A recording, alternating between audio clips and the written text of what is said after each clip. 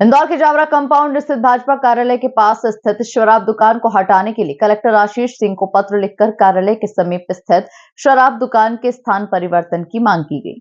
इंदौर में भाजपा नगर अध्यक्ष सुमित मिश्रा ने भाजपा कार्यालय के पास स्थित शराब की दुकान के खिलाफ कलेक्टर को पत्र लिखा है। पत्र में उन्होंने शराब के स्थान परिवर्तन की मांग की है। नगर अध्यक्ष मिश्रा ने कहा कि नियमों के अनुसार स्कूल, कॉलेज और अस्पताल के पास शराब की दुकान नहीं हो सकती, लेकिन वर्तमान में जिस स्थान पर शराब की दुकान स्थित है वहाँ स्कूल, कॉलेज और शासकीय अस्पताल की नजदीक ही मौजूदगी है। ऐसे में उन्होंने कलेक्टर आशीष सिंह से आग्रह किया कि शराब की दुकान का स्थान बदलकर उसे नियमों के अनुसार सही स्थान पर स्थानांतरित किया जाए। समय का इंतजार कीजिए, अभी उसकी प्रक्रिया चल रही है। माननीय जिलाधीश महोदय को हमने संज्ञान में विषय डाल दिया है और जिलाधीश जी ने कहा है कि उचित समय पर उसमें हम उचित कार्रवाई कर रहे हैं। उसमें कार्रवाई नहीं होती तो ताला लगाने जाएंगे क्या? देखिए, भारतीय जनता पार्टी सरकार में है और मुझे नहीं लगता कि कोई आंदोलन की जरूरत पड़ेगी।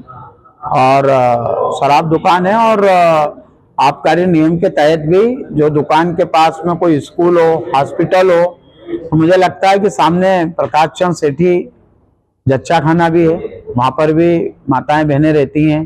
पड़ोस में IK गर्ल्स स्कूल है, फिर जगदाले गर्ल्स कॉलेज है, सामने संयोगितागंज स्कूल है। तो नाम्स के तहत भी वो दुकान वहाँ पर ठीक नहीं लगी है। तो हमने इस बात को लेकर माननीय जिलाधीश महोदय को पूरा विषय संज्ञान में ला दिया है और उन्होंने भी हमको भरोसा दिलाया है कि इसमें जो उचित कार्रवाई हो सकती है वो करेंगे।